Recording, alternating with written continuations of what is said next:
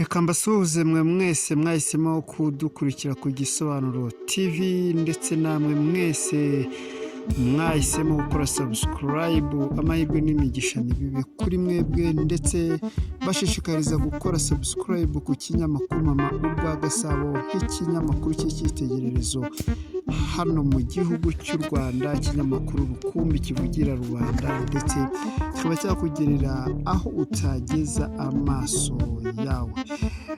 Muri iki gitondo twumvisha inkuru y'incamugongo ivuga ko Papa Francis yaba yitabye Imana, tubikuye ku kinyamakuru nashatse kwirirwa mvuga hano, ariko nyamara icyo kinyamakuru cyabeshyaga kuko ayo makuru ari ibihuha. Ati bimeze bite rero? Aho yavuze akuye ayo makuru, ikinyamakuru cyavuze ayo makuru cyavuze ko cyayakuye kuri Vatican News.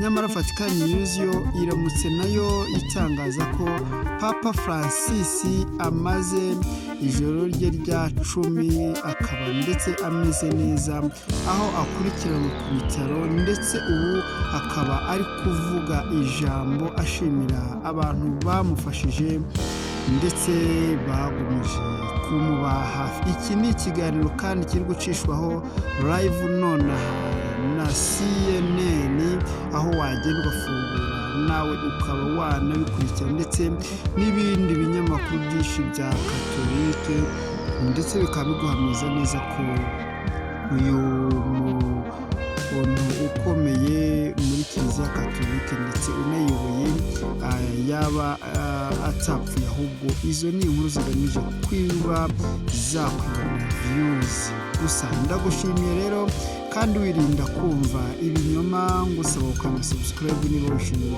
kugezaho ukadutera inkunga, ndetse ikirenze ibindi nugenda ugakanda subscribe kuri Mama Urwa Gasabo cyangwa se Scovia Mutesi, nabwo uzaba uduhaye inkunga kuko uriya ni cyo kinyamakuru mere tureberaho, tukaba twakwigiraho byinshi mu kuba inyangamugayo ndetse no gutangaza inkuru z'ukuri ndetse zifitiye igihamya. Ndagushimiye.